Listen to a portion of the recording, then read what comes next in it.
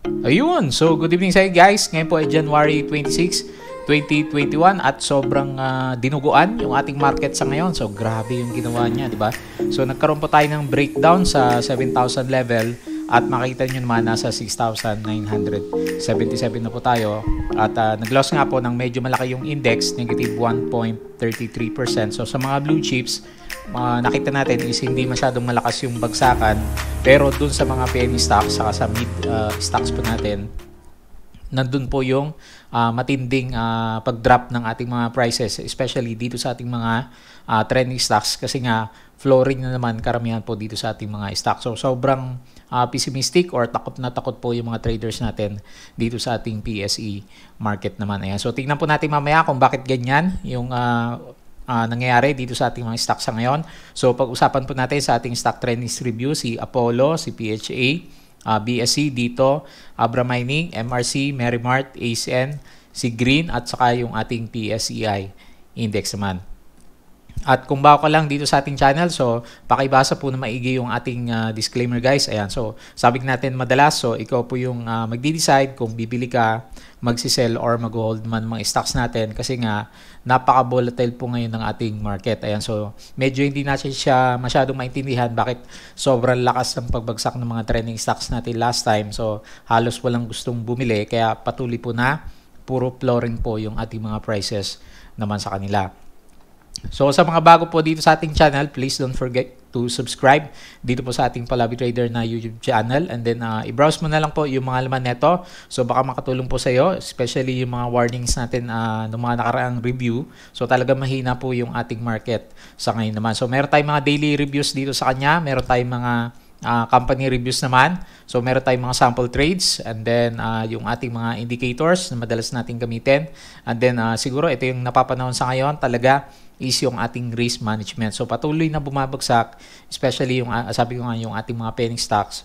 So masyadong takot po karamihan ng mga traders. So siguro kung may gain na sila, so talagang binabagsak na lang yung mga prices natin para lang makalabas naman sila. So yun nga, medyo mabilis na naman po yung pagbagsak ng ating prices for the day naman. And then follow mo lang ako dito sa ating mga social media. So eto nga, meron tayong Twitter account. So ang nakita ko lang na major news dito sa ating market sa ngayon is yung merong ginawang live video po si President Duterte kagabi, at yun nga is binawi niya yung pagluwag sa age restriction. So nagkaroon kasi ng recommendation yung ating IATF na medyo pababaan po. So up to 16 pataas until 65 yung tanda ko na age na pwedeng lumabas, and then nirecommend yata ng IATF is kasama na yung mga 14 years old. Pero binawi po ni President Duterte kasi nga sabi niya na dito na nga sa bansa natin yung bagong variant po ng UK at may mga local transmissions doon sa bandang Mountain Province, yung tanda ko sa kanya. So mamaya meron tayong news sa kanya. And then i-check mo na lang po yung mga nilagay natin dito sa baba. So kahit anong good news po na lumalabas dito sa ating mga stocks, yung iba is meron namang mga good news sa kanila. Kaya nga lang nagbebentahan talaga. Halimbawa itong si Jollibee, meron siyang intends to launch 3 new PHO 24 stores this year sa Vietnam, pero talagang hindi po pinapansin ng ating mga traders because majority is gustong lumabas sa market kasi nga medyo pessimistic po yung nangyari. So takot sa virus na bago. So siguro mas nakakatakot siguro yung pagdagdag na naman ng additional lockdowns dito sa ating mga businesses. So ayaw kasi ng mga business yung nala-lockdown kasi yun nga sa ngayon is 50% yung capacity ng Metro Manila. So kung bababaan mo pa, so babalik tayo doon sa pandemic period natin kung saan bumagsak po yung ating mga stocks naman natin. And then follow mo lang ako dito sa aking mga social media na iba. So meron po tayong Facebook account. So nagpo-post po tayo ng observation sa ating market, and then kanina naghahanap nga din tayo ng reasons bakit sobrang lakas ng pagbagsak po ng ating mga stocks. And then follow mo din lang ako dito sa ating Palabi Trader na Facebook page, and then yung ating Patreon account naman para sa ating small community, and then mga lectures is open na po ulit tayo by February 2 naman. Okay po, so tingnan natin yung ating PSEI index. So ito nga, ang lakas ng buhos. Hindi ko masyado makita dito sa PSE index, although nag-break tayo sa key support level, yung ating 7,000 psychological level sa kanya. Pero 'di ba nung review natin kahapon sa kanya, naglilin na tayo na mag-touch tayo dito sa 6.9, and then yung worst case scenario, meron tayong gap dito sa area nito. So kasi finil natin tong gap na to nung nagkaroon naman ng malakas na correction po yung ating mga blue chips. Pero dito sa area na to, majority ng nag-correct is yung blue chips, and then dito naman sa area na to, kung saan patuloy na bumabagsak yung index, nandun naman sa mga penny stocks natin yung malakas na correction sa kanila. Ayan. So talagang kailangan i-manage natin yung risk natin sa ngayon kasi hindi pa rin po nagsusubside yung risk dito sa ating market. So yung ating psycho resistance dito sa bandang taas, 7,300, mukhang malayo na. And then bukas, most likely baka mag-retest na tayo sa eksaktong 6,900 level naman. And then worst case scenario natin sa ngayon, hanggat hindi na-announce siguro kung ano yung klase ng lockdown meron po sa Metro Manila, is dito naman sa 6,800 level naman. Ayan. So paghandaan na po natin kung sakaling merong malaking correction ulit itong si PSCI market. Kasi lahat po ng indicators, yung RSI is pababa, yung ating MACD is pababa pa rin, and then wala tayong makuhang good news dito po sa ating market naman because strict lockdowns yung madalas nating masagap sa kanya. Plus, ito nga yung galing po itong news na to kay CNA. Philippines confirms local transmission of retained COVID-19 virus variant naman. Ayan. So, meron na kasing meron na tayong mga known cases ng bagong variant natin doon sa, kung hindi ako nagkakamali, bandang Cagayan ba yung ating lugar sa kanya. So, ito yung isang sinasabi ko sa kanya kanina, yung hope na easing ng restrictions on children that could help boost economic activity after a year is expected to have contracted 8.5% to 9.5% is, yun nga, hindi po pinayagan ni President Duterte. So siguro isa sa mga catalyst, kaya biglang nagtakbuhan yung ating mga traders, especially yung mga stocks na medyo mahina yung kanilang mga fundamentals sa ngayon. Ayan. So madami kasi naging speculative na mga stocks for the past few weeks. Ang dami na gains doon. So lahat is magti-take profit na, especially yung mga nakabili sa bandang baba, and then yung mga naipit sa taas is ang common na gagawin talaga is yun nga, i-dispose na yung kanilang mga yung mga kanilang positions para naman hindi maapektuhan po yung kanilang mga capitals. Ayan. So kumbaga kanina pabilisan talaga ng pindot sa ating mga brokers para makalabas dito sa ating mga trending stocks sa ngayon. So tingnan natin yung ating COVID cases sa kanya. So kahapon mababa yung naka-record sa kanya 1,377. So pero for the past few days halos 2,000 yung average na case natin, or umaabot sa halos 2,000 cases per day. So medyo nag-subside ngayong araw na to, and then hindi ko pa nakita kung ilan ngayon yung meron ngayong January 26 naman. So alamin natin mamaya, and then siguro i-retweet na lang natin dito sa ating Twitter account naman. So nandito yung news na sinasabi ko sa inyo kanina, yung lugar kung saan meron na ngang ito yung isa yung sinasabi ko kanina, President Duterte reverses IATF decision, says children aged 10 to 14 should stay home due to new COVID-19 variant naman. Ayan. So parang na-restrict ulit yung ginagawang easing ng ng movement based sa age naman ng ating IATF. So kaya siguro nagkatakutan ulit dito sa ating market naman sa kanya. And then meron pa mga news dito, so i-click nyo na lang po dito sa ating Twitter para mas mabasa pa natin yung mga nakalagay naman sa kanya.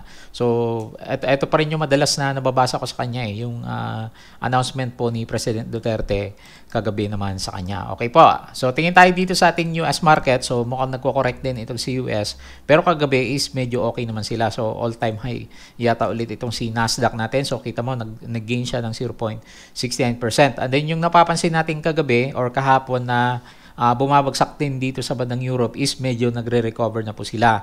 Kahit na sabi nga dito sa isang news article galing kay Yahoo Finance, so European stocks rise despite concerns about COVID vaccine rollout. So meron pa mga news na lumalabas. So di ba nagkaroon yata ng sunog doon sa bandang India. So yung isang manufacturer ng ating COVID vaccines naman, so laki daw noon, at then nakasunog siya. So And then merong lumalabas na news, may mga delays dito sa rollout ng ating mga vaccine. So wala pa namang confirmation sa bandang Pilipinas kung yung Sinovac natin is madidelay siya or hindi. Pero dito sa bandang Europe is merong mga news na lumalabas po sa kanya ng ganun naman. Pero makita mo, nagre-rebound dito sa bandang Europe. Hopefully, okay din dito sa US para kahit papano ma-lift naman yung sentiment sa bandang Philippine market po natin. So, ganun din naman sa pag titignan mo dito sa Asian market is malakas din po yung kanilang bagsak. So, dito sa China, negative 2.28%. Sa bandang Hong Kong, ganun din, negative 2.55%. So, medyo malakas po yung volatility dito sa ating market. So, Jakarta, negative 1.89%, TSEC. Sa bandang Taiwan is negative 1.8%. Korea, negative 2.14%. So medyo malakas po talaga yung buhos, di ba? Pero sa atin kasi sa Pilipinas, ang concentration is doon sa ating mga mid caps or yung ating mga penny stocks naman sa kanya. Kaya malakas po yung ating mga buhos. Kaya so sabi nga natin nung nakaraan, siguro ang makaka-revive ulit ng ating market na hindi na siya tumuloy dito sa pagiging downtrend is yun nga ang rollout po around February po ng ating bagong ng ating vaccines naman sa kanya. So, although maliit lang yon, 50,000 doses lang yung immediate na ibibigay sa Pilipinas, pero malaking catalyst yon para magkaroon ng confidence ulit at bumalik po yung ating mga foreigners. Kasi ngayon, ang lakas pa rin po ng buhos ng ating foreigners. Ayan, oh. So, negative 504.07 million. So, makita mo, ang lalaki po ng buhos ng ating mga foreigners. Kaya nga sabi ko sa inyo, medyo kahit nga 6.8 is parang yun yung gustong puntahan po ng ating index sa ngayon sa dami po ng mga foreigners na lumalabas po dito sa ating market naman. Pero may isang stock, si ACN yata yung nakita ko kanina, silipin natin. Ang lakas po ng kanyang net foreign buying naman. Okay po, so tingin tayo dito sa ating mga stocks. So yung mga explanation, so alam niyo na siguro, yung mga unusual price movement, especially yung mga nag-flooring ngayong araw na to. So wala namang alam yung mga may-ari ng company. So ito na nga lang, price action, takot po lahat ng traders dito sa ating stock market sa ngayon. So makita mo, ang laki po ng mga galawan nitong si Apollo naman natin. Kumbaga, parang ano na rin to crash na rin ng isang stock kasi makita mo, in just a span of a few days, 4 days, nag-drop ng mahigit 50% po itong si Apollo naman natin sa kanya. Ayan. So wala tayong magagawa dyan kasi yan yung reaction po ng ating market. So sukatay na lang ulit natin saan pwedeng magkaroon ng resistance saka support itong ating prices, sakaling magkaroon naman ng konting optimism naman sa kanya. Ayan. So medyo malayo na, di ba? So ang i-wait ko sa kanya is yung Fibonacci na talaga natin kasi yung extended trend-based Fibonacci natin, hindi na siya valid kasi babagsak na po yung ating prices naman sa kanya. So based dito sa malaking Fibonacci level natin sa kanya, so ang immediate resistance is 0.2167 and then currently nasa support siya pero makita mo sobrang baba nung ating 0.786 Fibonacci level naman sa kanya. So wala kasing makitang support dito sa bandang kaliwa. So di ba dati nag all-time high itong si Apollo natin. So tingnan natin baka meron dito sa bandang kaliwa. So wala din pala, no. So exaggerated yung paggalaw ni Apollo last time. So kino-correct na po siya ni market. And then yung catalyst natin sa kanya na yung kanyang offshore mining is mag-start pa lang by February. So February pa makaka-receive tayo ng mga good news dito naman sa ating mga stocks po. Ayan. So medyo malalim po yung sinasabi ng ating Fibonacci. Pero kung magbe-base ka lang siguro dito sa ating price action sa kanya. So meron siyang maliit na consolidation area. So kumbaga pampalubag loob dito sa area na to kasi meron siyang maliit na consolidation pero medyo malalim nga po yung gustong puntahan ni Apollo. Or pwede nating ipakita siguro yung MA50, malalim din siya, no, sa ilalim din ng ating Fibonacci.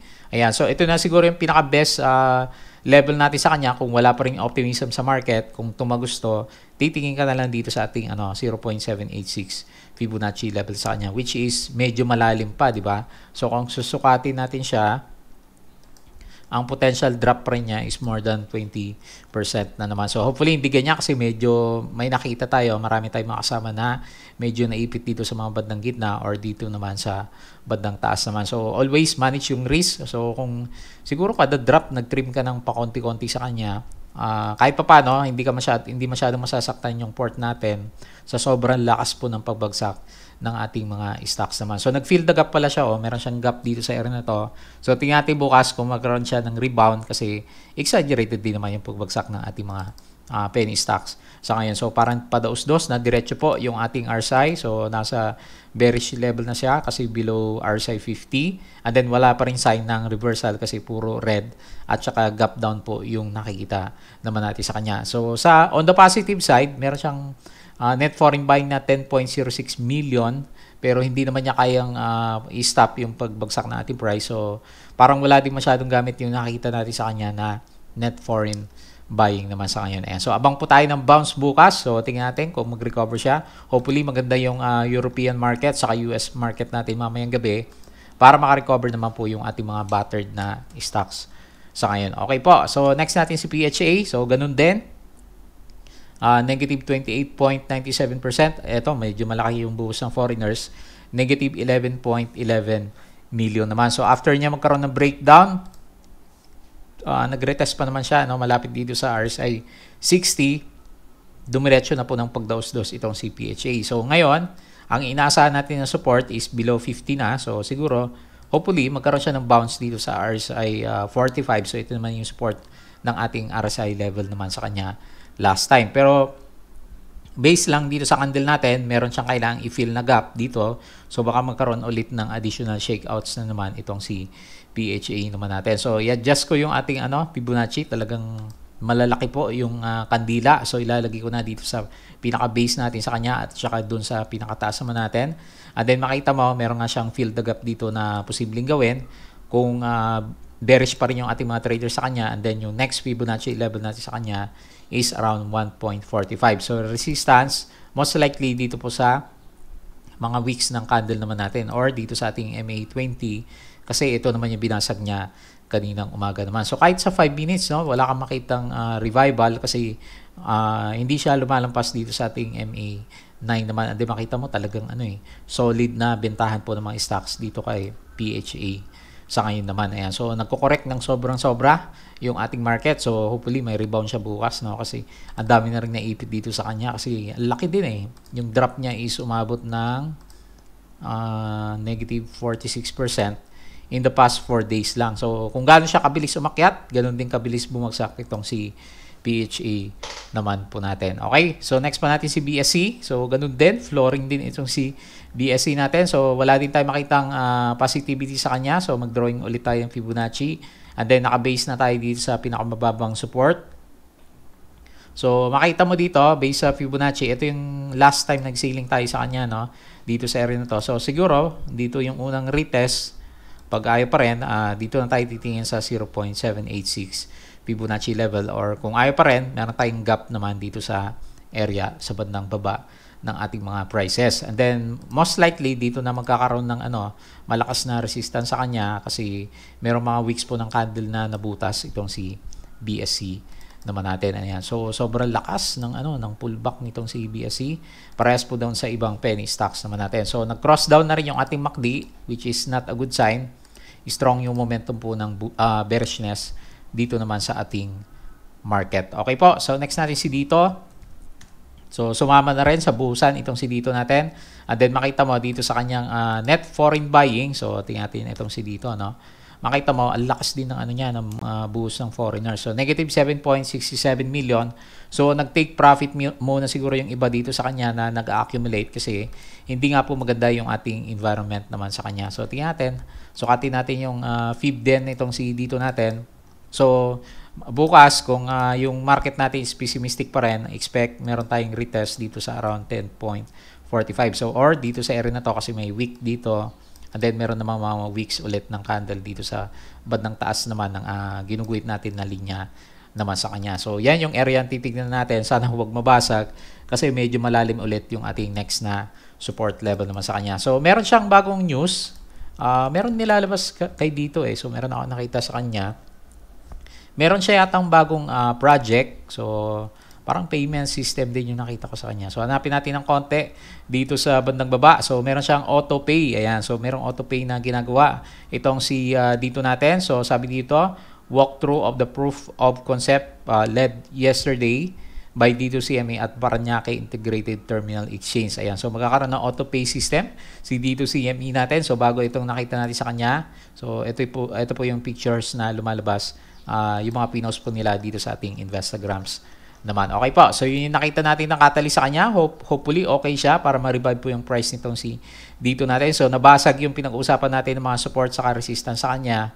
Yung tight consolidation na nakita natin sa kanya kasi bumuhos din po itong si dito naman natin. Ayan. So, nag-aalisan talaga yung ating mga investors. So, next, si Abra Mining. So, flooring din itong si Abra Mining kasi pag tumingin ka doon sa kanyang bid sa kaas is wala na pong sumasalo sa kanya kasi nandito na siya sa bandang flooring naman. So, kung susukat tayo ng Fibonacci dito sa current level niya, tagos na rin sa 0.786, no? So, siguro ibababa ko na to. So, ito kasi yung gustong mangyari ng ating mga prices sa kanya. And then, pinapakita niya is immediate support is MA20. Meron siyang gap dito na nag-close naman siya. So, and then, ang immediate support natin is medyo malalim, no? So, kay Abra Mining. So, kung dito ka titingin sa kanya, potential flooring na naman pala itong si Abra Mining naman natin. And so, hopefully, mag-rebound po itong si Abra Mining. Exaggerated yung pagbagsak din niya. So, ito yung malakas yata, kasi umabot siya ng 61.90% in just 5 trading days naman itong si Abra natin. So, medyo maraming nalulugi dito sa ating market. So, ramdam din natin kasi minsan sumasalo din tayo dito sa ating mga malakas na mga bumagsak na stocks hoping for a rebound kasi nga sabi nga natin medyo exaggerated din naman po yung pagbagsak ng kanilang mga prices naman. Ayan. So, hopefully, hindi na mabasag yung RSI 50. May warning sign din po yung ating MACD. Pababa rin po yung kanyang direction. And then, meron na siyang net foreign selling na negative 7.98 million naman. So, next po natin. So, flooring ulit. So, ito naman si MRC. Malapit na siya mag-flooring, no? Or flooring na rin siya. So, nag-loss po siya. Ito malaki, negative 28.12%. At wala ding hinto yung pagbagsak po ng kanyang prices. Ayan. So, nagkaroon siya ng 50% drop in just 5 days. So, grabe itong mga stocks natin sa ngayon. So, na-break niya yung support natin, yung pinag-uusapan natin sa kanya, itong area na to.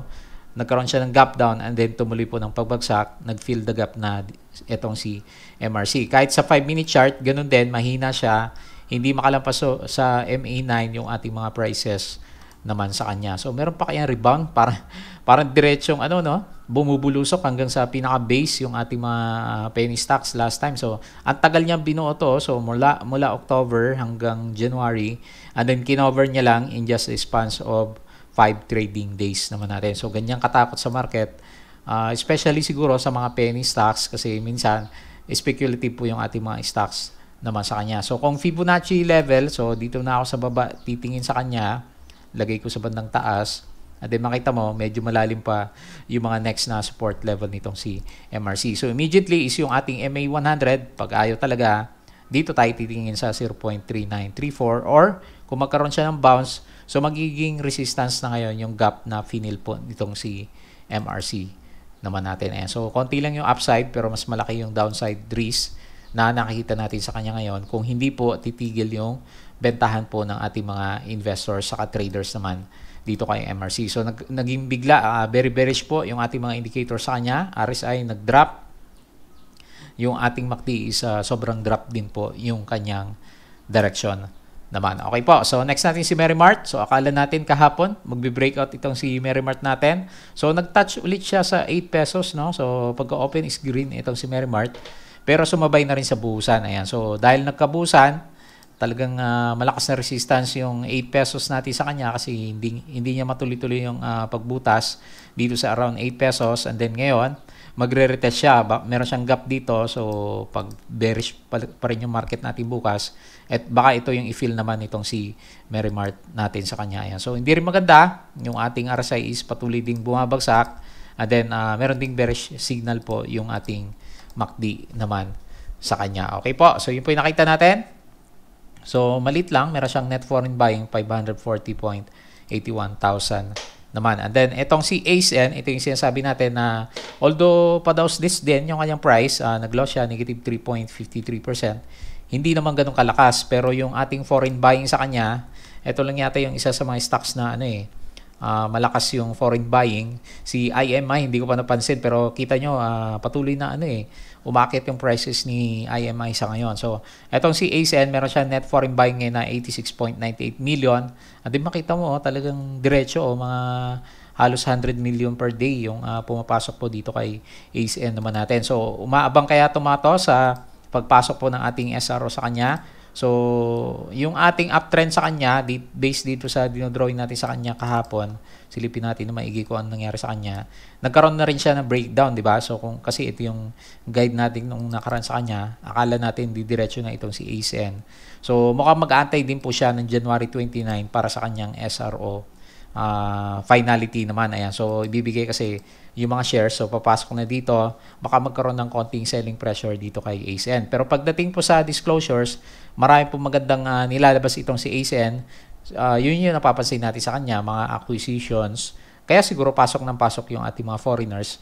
Nagbe-base sa fundamentals po nitong si ACN naman natin. So, hindi pa rin maganda yung ating MACD. Padaos-dos pa rin.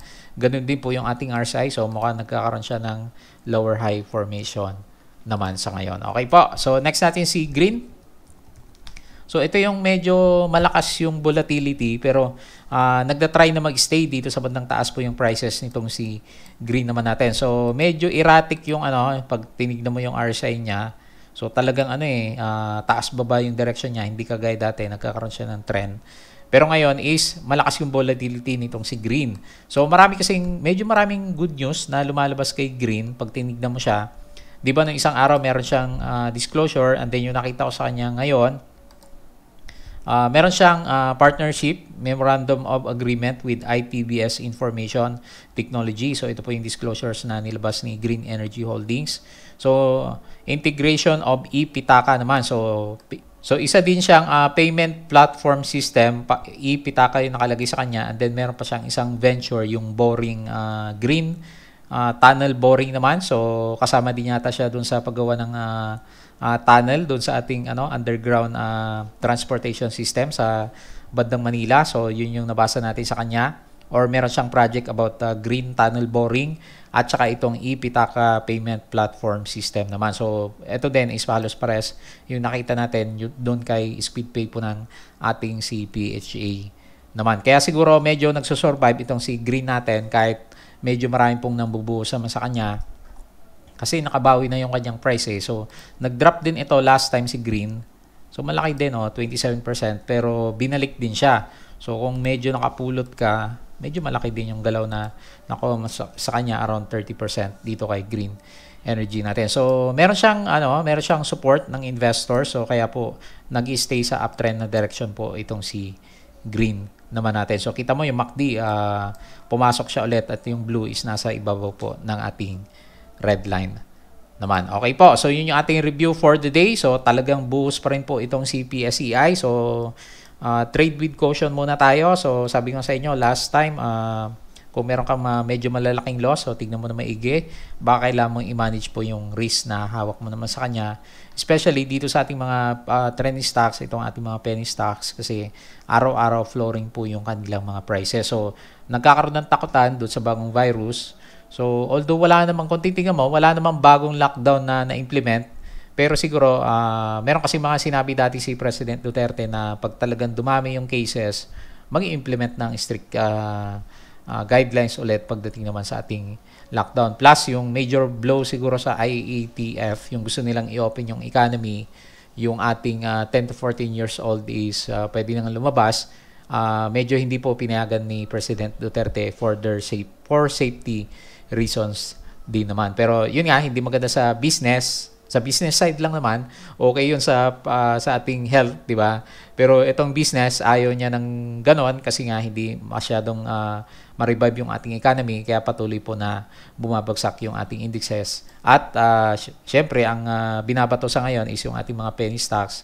So, medyo speculative sila for the past few weeks na umakyat kasi yung kanilang mga prices naman. Anyway, so hindi naman siguro laging ganyan yung ating market. So nakita mo naman, especially sabi ko sa inyo, last 2019, ganyan na po yung status ng ating market. Ang daming fake outs na breakouts and then talagang mapapakatlos ka and then suddenly magre-revise yung direction and then ganun na naman yung gagawin niya. So ito yung mahirap sa sideways na market. So pwede kang ma-shake out and then suddenly maiwan ka, hahabol ka and then magre-reverse na naman yung direction. So medyo nakakalito minsan yung direction po ng ating market naman. Okay po, so yun lang yung ating review for the day. So risk management po talaga yung pinakailangan natin. So as usual, please don't forget to subscribe dito sa ating Palabi Trader na YouTube channel naman. And then i-check mo po at itong ating Patreon account. So parehas po tayong mag-aral dito sa ating stock market. Follow mo ako dito sa ating Twitter account para sa mga news. Although marami tayong nakikitang good news dito sa mga companies, medyo napapalitan nga po ng pessimism doon sa bagong variant po ng ating virus. And then follow mo lang ako dito sa aking mga social media. Dito po sa ating Palabi Trader na Facebook account naman. And then dito po din sa ating Palabi Traders na Facebook page naman. Ayan. So yun lang. Maraming salamat po sa inyong panonood at pakikinig. So tingnan po natin maigi yung ating mga portfolio ngayong gabi na to. Maraming salamat po.